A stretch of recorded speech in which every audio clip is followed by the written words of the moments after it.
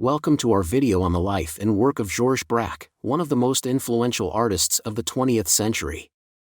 He was born in 1882 in the coastal town of Le Havre, France. Before becoming an artist, he worked as a house painter and decorator. It wasn't until the age of 20 that he began to study art. Braque's early work was heavily influenced by the Impressionist movement, and he was particularly interested in capturing the effects of light and color in his paintings. However, he soon became interested in the work of Paul Cézanne and began experimenting with more geometric forms and simplified compositions. In 1907, he met Picasso and the two artists began working together, developing the style of Cubism. Braque's work during this period was characterized using fragmented shapes, multiple perspectives, and a focus on the underlying geometric structure of objects. With his involvement in the development of Cubism that truly solidified his place in art history. Alongside with his friend, Pablo Picasso, Braque was at the forefront of this revolutionary movement, which sought to break down traditional notions of perspective and representation in art. The two friends are the pioneer of Cubism art movement. Cubism art are inspired by art from around the world. They notice when we are looking at subject we only can see a subject in one point of view. They imagine objects seen from different sides and then paint it all on a single layer. One of Braque's most famous works is his painting The Fruit Dish, 1909. This painting is a prime example of his early Cubist style, which is characterized by the use of multiple perspectives and the fragmentation of forms.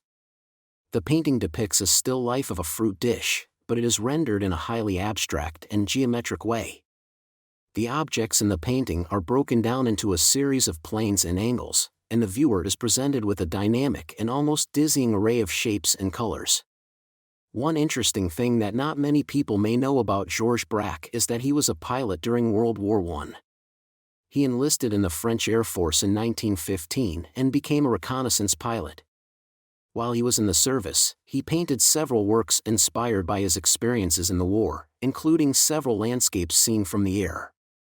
This experience would later influence his work in Cubism, where he's been able to incorporate aerial view of landscapes into his compositions. Another important painting by Braque is The Portuguese, 1911. This painting is considered a masterpiece of his mature Cubist style.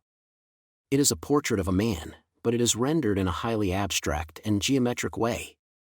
The subject's face is depicted as a series of planes and angles, and the viewer is presented with a dynamic and almost dizzying array of shapes and colors.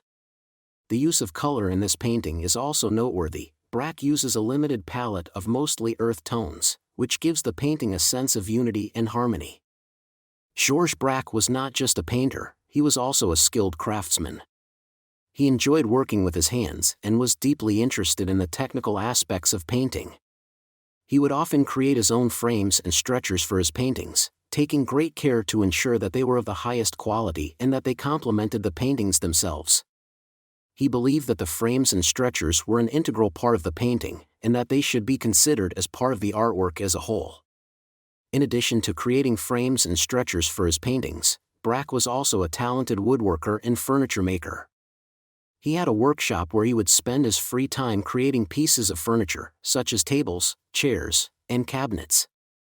He was particularly interested in the design and construction of these pieces, and would often experiment with different materials and techniques to achieve the perfect result.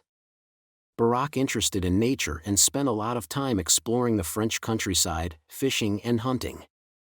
These activities were not only a source of pleasure and relaxation for him, but they also served as inspiration for his work. He would often use the landscapes, animals, and other elements of nature that he encountered during his outdoor excursions as subjects for his paintings. As an example, the painting of L'Oiseau et son nid. The painting depicts a bird and its nest, with a vibrant and colorful composition that captures the viewer's attention. The use of bold lines and geometric shapes in the painting create a sense of movement and energy, as if the bird is in motion.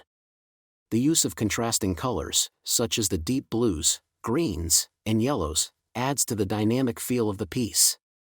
The use of white and light colors in the background adds to the sense of depth and realism. One of the most striking aspects of the painting is Braque's use of abstraction and cubism.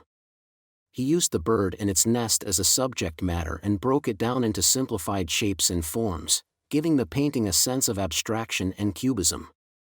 Overall, Baraque's interest in craftsmanship extended beyond his painting. He was a multi-talented artist, and his passion for working with his hands was evident in his work as a painter and as a craftsman.